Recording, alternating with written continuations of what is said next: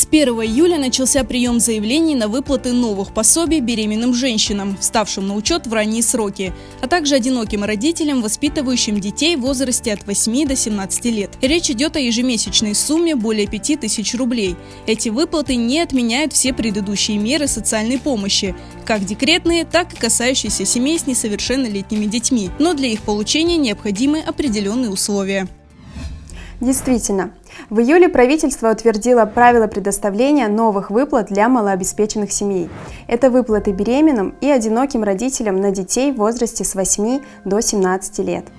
Право на ежемесячное пособие женщине, вставшей на учет в медицинской организации в ранние сроки беременности, имеют женщины в случае, если срок их беременности составляет 6 и более недель. Они встали на учет в медицинской организации в ранние сроки беременности, и размер среднедушевого дохода их семьи не превышает величину прожиточного минимума на душу населения. Право на ежемесячное пособие на ребенка в возрасте от 8 до 17 лет имеет единственный родитель такого ребенка или родитель, в отношении которого предусмотрена на основании судебного решения уплата алиментов. При этом размер среднедушевого дохода такой семьи не превышает величину прожиточного минимума на душу населения. Начнем с выплат беременным женщинам. Повторю, так как это очень важно, обратиться за новыми выплатами женщины могут только в том случае, если они встали на учет в медицинском учреждении по беременности в период до 12 недель. При этом надо помнить, что новые ежемесячные выплаты можно получать наряду с декретными выплатами, то есть пособием по беременности и родам. Это пособие имеет свои условия назначения и выплачивается дополнительно к другим видам государственной поддержки. Ежемесячное пособие беременной женщине выплачивается до месяца родов, начиная с месяца постановки на учет, но не ранее наступления 6 недель беременности. При этом первая выплата ежемесячного пособия осуществляется после наступления 12 недели беременности, а размер ежемесячного пособия беременным составляет половину прожиточного минимума трудоспособного населения, установленного в регионе проживания. У нас в Крыму это 5876 рублей в месяц, а размер ежемесячного пособия на детей в возрасте с 8 до 17 лет составляет 5856 рублей в месяц. Теперь остановимся на новом детском пособии, на которое вправе рассчитывать одинокий либо единственный родитель. Прежде всего важно знать, на кого распространяется этот термин. Одиноким родителем считается тот, если второй родитель умер или пропал без вести, если второй родитель не вписан в свидетельство о рождении ребенка или вписан со слов матери, и, наконец, если родители ребенка находятся в разводе и на одного из них судом назначены алименты. Бывают случаи, когда после развода один из родителей выплачивает алименты добровольно. Но нужно знать, если алименты уплачиваются только на основании устного либо письменного соглашения, пособие не назначается. Для назначения пособия необходимо решение суда. Важно знать и другое. Если у одинокого родителя несколько детей в возрасте с 8 до 17 лет, пособие выплачивается на каждого ребенка. Есть ли ограничения для получения новых пособий? Для обеих новых выплат, беременным на раннем сроке и одиноким родителям несовершеннолетних детей, действуют одинаковые правила.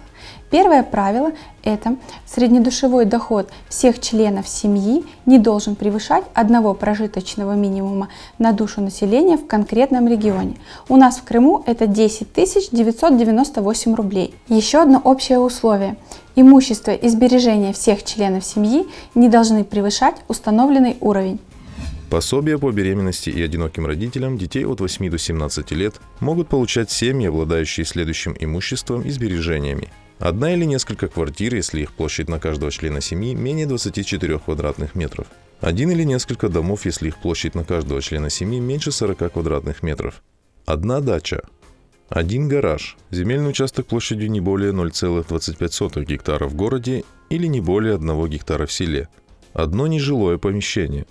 Один автомобиль, один мотоцикл, одно другое транспортное средство, банковский вклад на сумму не более 250 тысяч рублей.